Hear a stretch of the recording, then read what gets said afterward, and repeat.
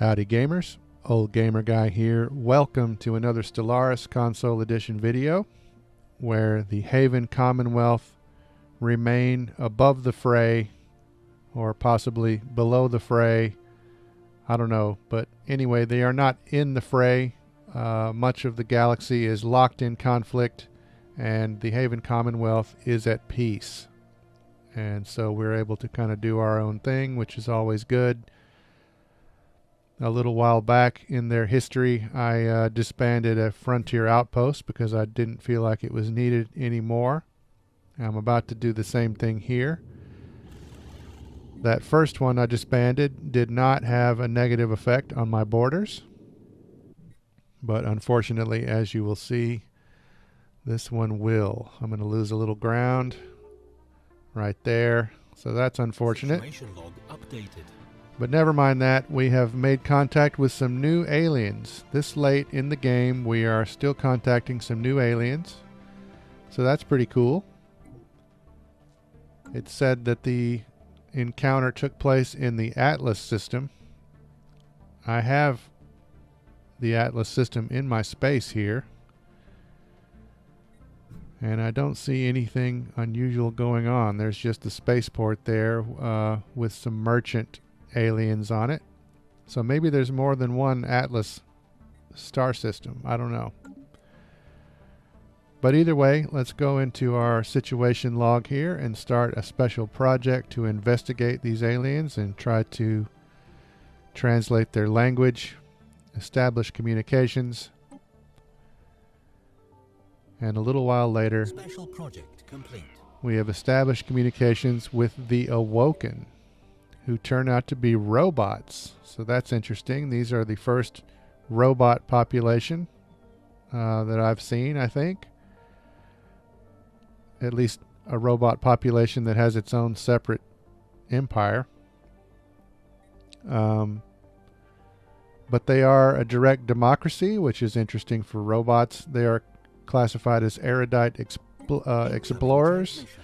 And a little while later, like immediately, they propose a non-aggression pact, which I will happily agree with.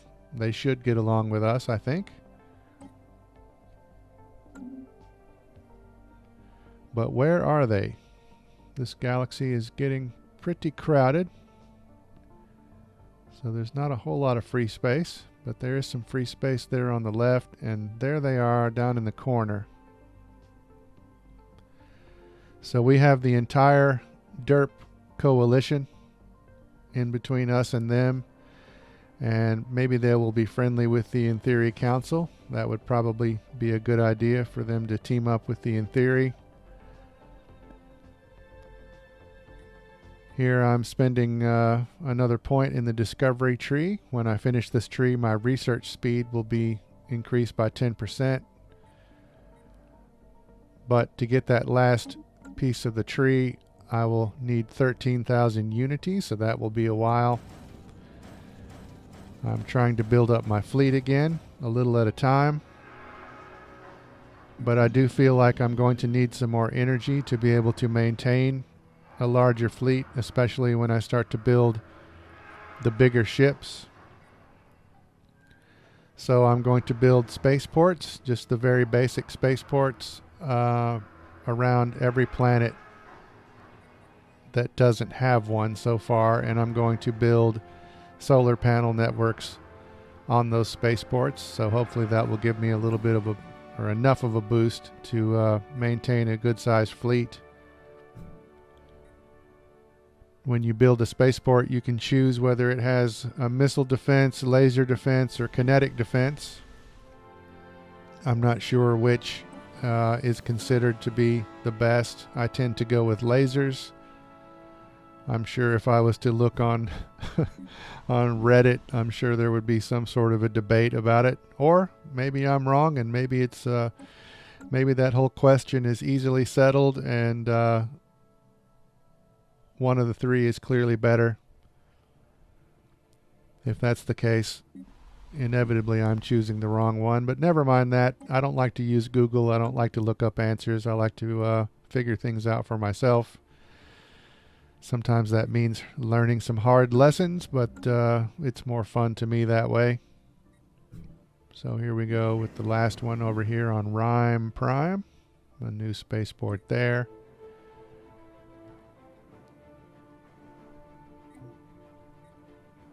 A species of aliens that called themselves the Conservers contacted us long ago, and they were concerned about humankind.